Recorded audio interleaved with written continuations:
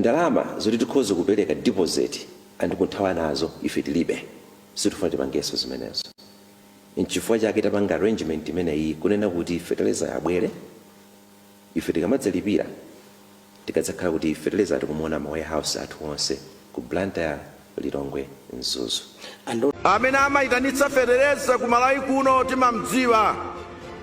timadziwanso landed cost ya fertilizer obwera kuno. Zimene timachita kunoku nkuononga anthu akuno kumidzi. Mukamba ife tikunena kuti fertilizer lisisa mtengo 4,000 nkanthu tikunena zoonadi zimenezo zichitika. Ife timadziwa olungakhale kumene amagulitsa fertilizer kumene koko ifeyo anatilonjeza kale. Nkhani tu inali choncho. Komano pano talandira ndithu alendo amene ali nduna ya za ku agriculture. Imene ndithu pano yaulula kuti yayi kwenikweni palibe chimene amachidziwa chokhuzana ndi za fertilizer, ndipo pali programu ya East Bridge, ndipo pali zimene aphunzira zambiri, ndipo ayika njira ina ya nyuwani kuti zinthu ziyende bwino.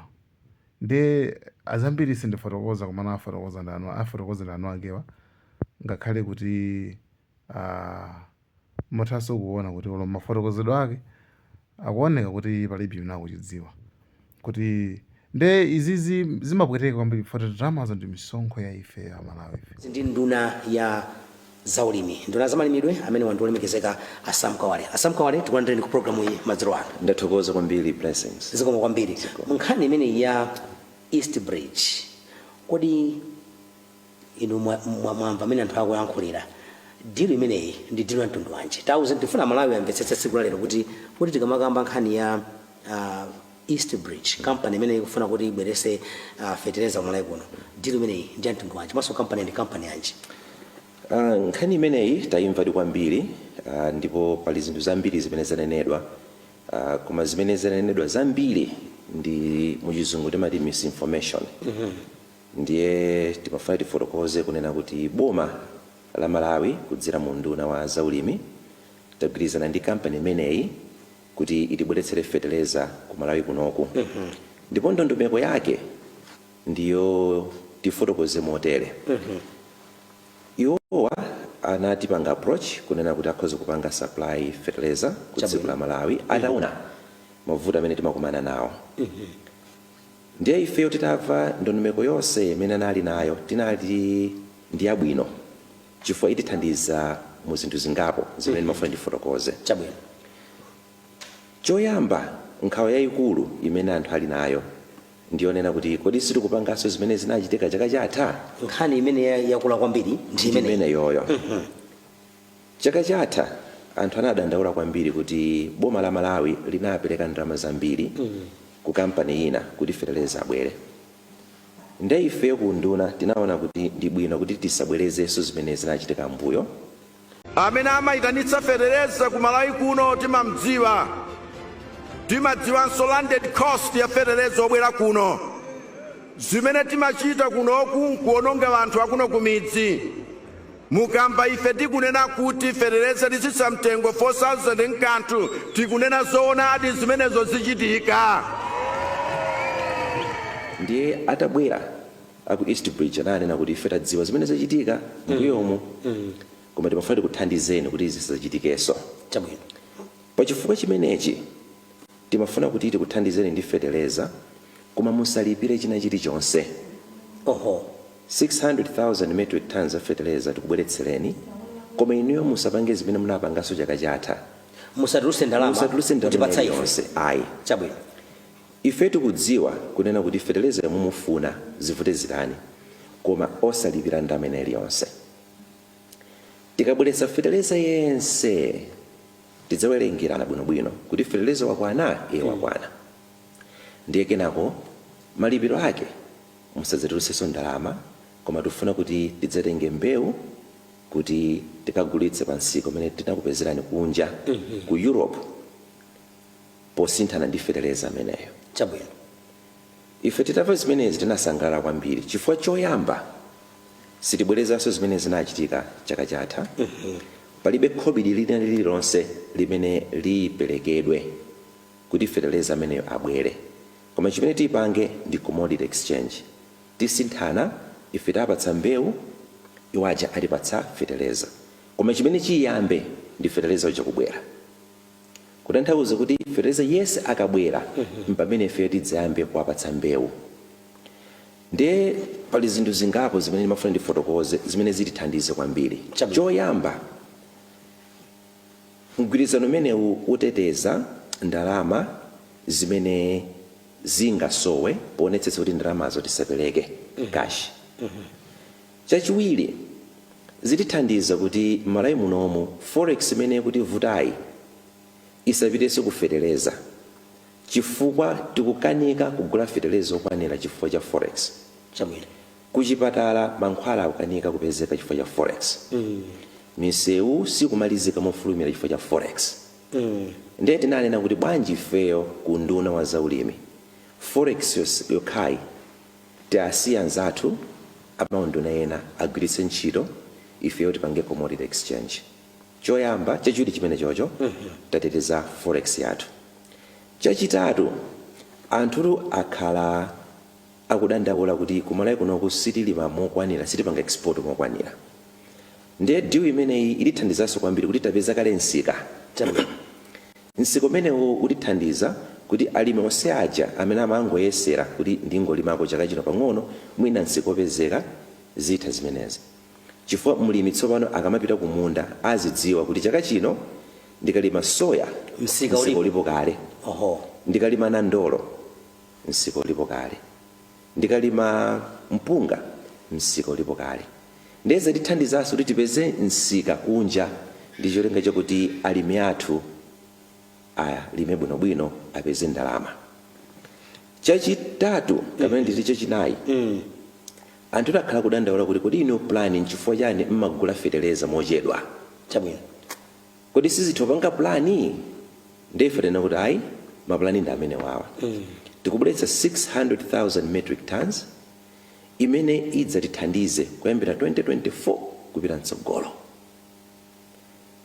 Moti tizingogula feteleza chaka chilichonse, kuli bwino tiguleru feteleza amene tikhale naye kwa zaka zingapo.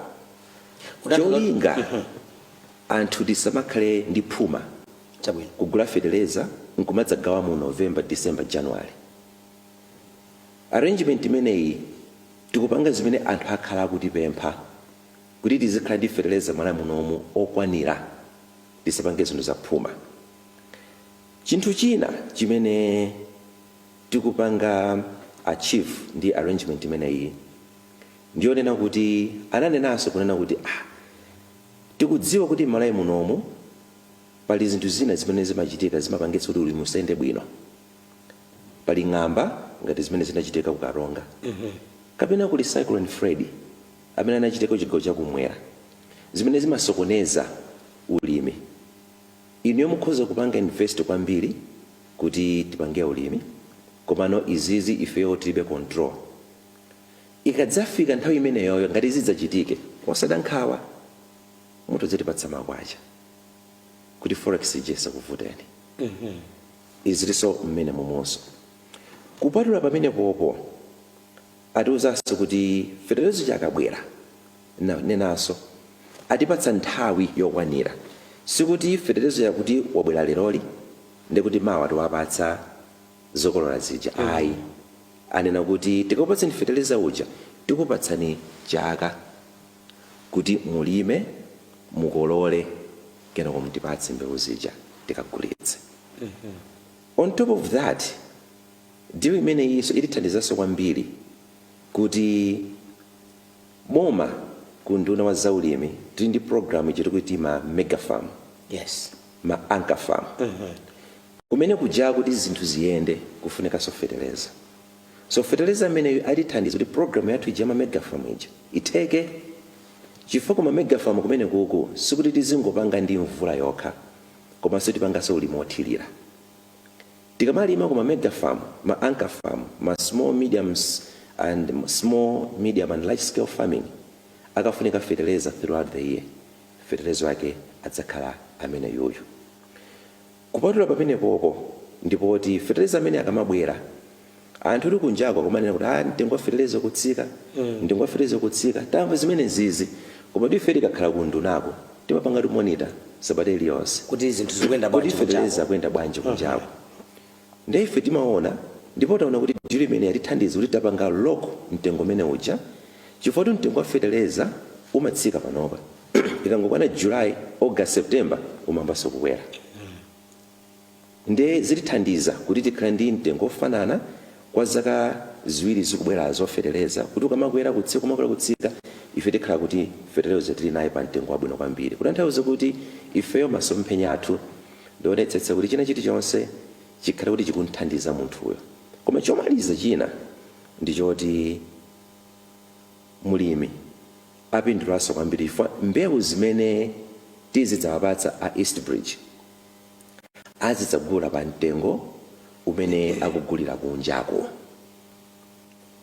ndiye kuti tizikakhala pasi nkukambirana mufuna matani angati asoya ati kufuna 200,000 kuti kunjako soya mtengo wake ndi zingati mtengo wa soya mwina ndi $600 per metric ton ndiye kuti wajagula pa mtengo umene ujawo osati tizagula alimi pa mtengo otsika wabya ayi komano ndizoti mulimi akupindula choyamba akupeza fertilizer chachiwiri tikumugulanso pa mtenoti apanga phindu loyenerera kuti munthu asaberedwe koma zonsezi tikamapanga zikutithandizanso kwambiri kuti tikapanga produce kwambiri a Eastbridge akatengako mbali yawo ife nkulipira zonse zimene akuyenera kuti alandire pobweretsa fertilizer 600,000 metric ton uja zotsalazi anthu asade nkhawa yayi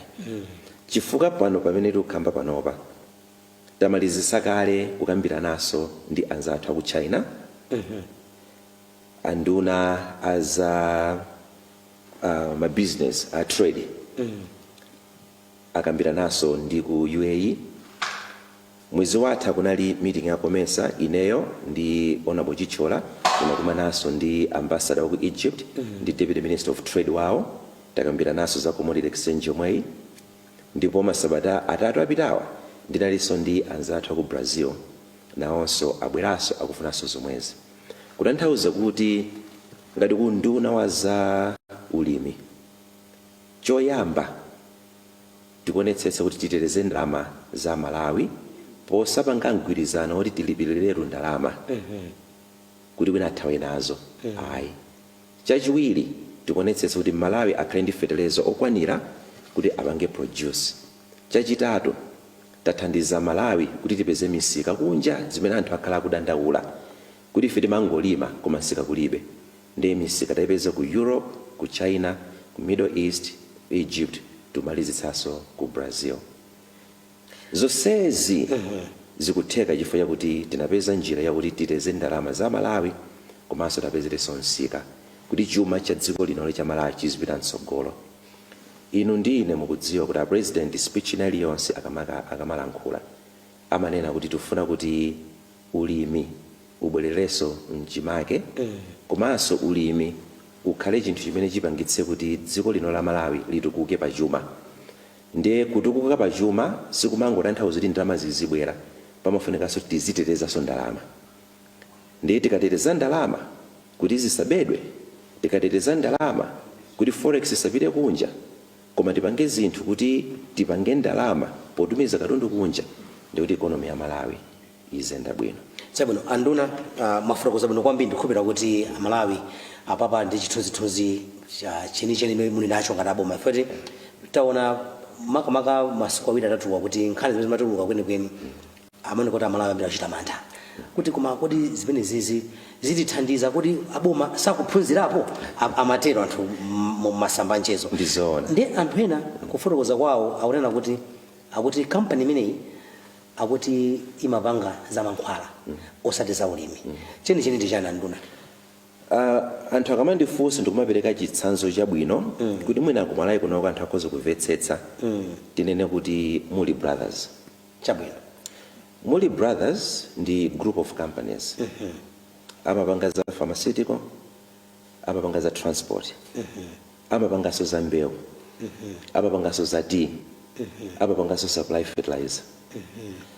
Ndiye anthu atapita pa website ya Eastbridge akaona chani pharmacy ndi angogwira chimene chocho moti aone kuti chinaso nchani chimene amapanga.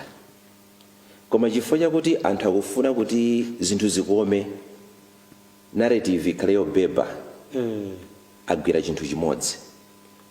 Ndiye chifukwa chakuti anthu amene agwira chinthu chimene chichi akudziwa kuti ali influential, akupanga promote agenda yawo pongopanga describe chinthu chimodzi. Asiya kuti company imene iyi imapanga za e-government, imapanga za fertilizer, imapanga za commodities, imapanga zina ndi zina. Kwina akuti sakuuzani ayi. Nde ifeyo chimene tatsata ndi kumbali imene iyi imene amapanga supply fertilizer komanso amapanganso ma commodity. Koma ndikudziwa munafotokozadi chimene anthu akudandaula kwambiri ndi kuberedwa kwa ndalama. Nde ifeyo choyambirira chenicheni chinali chimene chocho kuti ndalama zisabedwe, ndalama zisalipiridwe katundu asanabwere. Ndipo pa arrangement imene iyi palibe ndalama ndi imodzi yomwe imene idzalipiridwe mpaka na katundu yese adzabwere ku Malawi kuno. Ndiye anthu agwira chimodzi chifukwa chakuti nangasi ndi zimene zimabeba kwambiri, koma safuna kunena chilungamo kuti kampani imeneyi ngati imene ili Limuli Brothers imapanga zinthu zosiyanasiyana. Ndipo tinapanga kafukufuku kuti tionetsetse kuti kodi ndizoona mapangadi za fertilizer. Ndipo ifeyo tinakambirana ndi kumene amatenga fertilizako ndipo tili makalata ake. Nangana pangako supply kutiko tinaonanso kumene amapanganso supply. Koma ifeyo sitimafuna kuti tingotenga zoti inde ali ndi production line, sitimafuna tingotenga kuti anakapangako supply kuna kwake, koma timafuna tintetezebe Malawi kuti ndalama yake isapite. Chifukwa anthu ambiri pali funso lina limene anthu akumanenaso kuti kodi nchifukwa chani inyo simunangopita kuma manufacturer kuti mukangula fertilizer.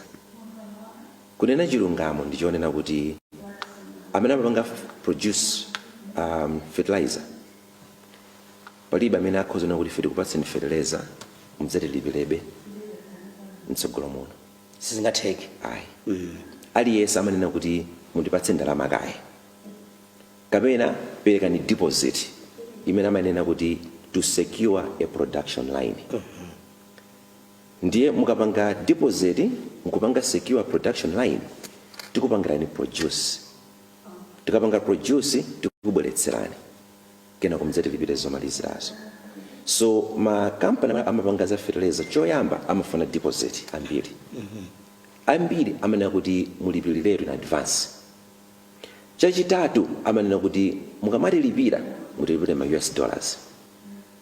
Zinthu zoti zonse zitatuzo ife nzovuta ku Malawi kunoko chifukwa forex tilibe yoti tikhoza kulipira in advance. Ndalama zoti tikhoza kupereka deposit and kuthawa nazo ife tilibe, sitifuna tipangeso zimenezo. Nchifukwa chake tapanga arrangement imeneyi kunena kuti fertilizer yabwere, ife tikamadzalipira tikadzakhala kuti fertilizer tikumuona ma warehouse athu onse ku Blantyre, Lilongwe, Mzuzu. Amene amayitanitsa fertilizer ku Malawi kuno timadziwanso landed cost ya fertilizer obwera kuno. Zimene timachita kunoku nkuononga anthu akuno ku midzi. Mukamba ife tikunena kuti fertilizer lisisa mtengo 4,000 nkanthu, tikunena zoonadi zimenezo zichitika. Ena amanena kuti fertilizer amene ndi wa AIP ndizoona. Fertilizer amene yuyu ndamene pa contract imene na lemba chifukwa tu izizi sikuti tu zangobwera mwezi wa April May. Izi zitu zinamba tu mu September chaka chatha. Mredi muonetsetse tatenga nthawi kuti tifike pomalizira apa. Kuti nthawi zoti ife sikuti poti anangonena kuti atithandize zizi ife basi kukomedwa nkuti tipange zizi ayi. Koma timapanga beka fukufuku. Nchifukwa zokambirana zayamba nthawi imene mu September mpaka na kumalizira mu May. cholinga timafunitsa kwambiri kuti anthu atetezedwe. Ndiye pa contract tinalemba AIB chifukwa originally ankafuna kupanga supply kumene, komano tinena kuti iyayi ifeyo nkhani ya AIB timakhala ndi budget yake. Fertilizer uyuyu apita ku smallholder. Smallholder ndi amene apange manage fertilizer ameneyo. Akabwera ndiye kuti akhala for the public. Ndiye kuti magula. Koma kubwera through smallholder entity ya boma chifukwa madziwa kuti smallholder chilake ndi fertilizer. Fertilizer ameneyo anthu akafuna kugula akagula pa commercial. Fertilizer amene yuyu kuma mega farm aboma akapezeka. Fertilizer amene yuyu kuma irrigation scheme apezeka. Tikadzafuna kugwiritsa ntchito ngati AIB ndito tikamba tsopano 2024, 2025, 2026, 2027.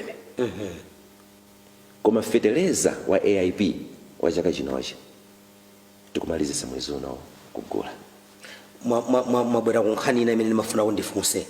Nkhani ya fertilizer titamva nkhani ya East Bridge kuti mwatifotokoza zamveka kwambiri kupita Malawi papa nditwamvetsetsa kuti nkhani imene ikuyenda bwanji komanso mafuri mupakonze ife ambiri mwina akumayikira ndemanga mwina asanazimvetsetse bwino bwino amene mwafotokozeramu ineyo ndatha kumvetsana kuti chochitika ndi chani.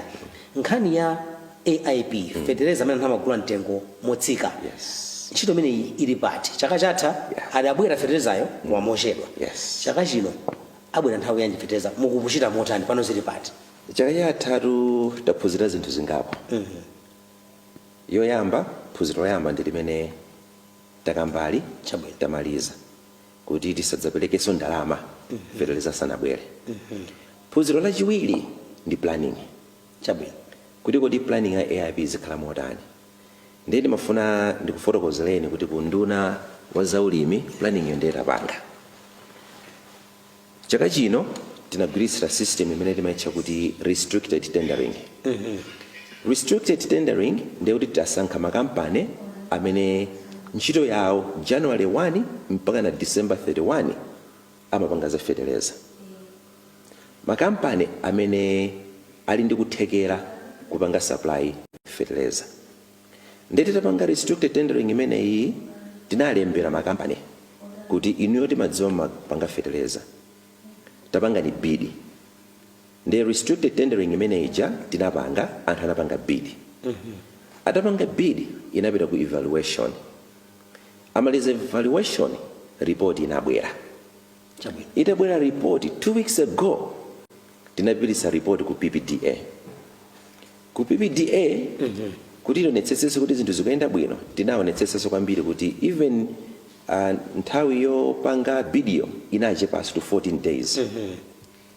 Ndipo taperekanso report back to PPDA kuti atipatse go ahead for no objection kuti tapatse ma contract.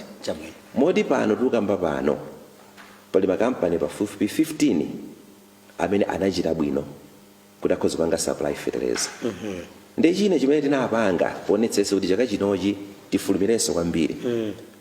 Ambiri mwa makampani amene wawa ali ndi fertilizer kale ku Malawi. Kutanthauza kuti tikangosaina ma contract amene wawa sabata mawa kapena nayo ndiye kuti tisesa fertilizer yese akhala ma warehouse a smallholder. Ikamatha June unoyo tikhala kuti tili ndi fertilizer wambiri wayambira. Otsalayo ndiye kuti amalizisa mwezi wa yani wa July. So nkhani ikulu ku nkhani ya AIB makhala fertilizer. Ndiye fertilizer ayo tamuyamba tu April.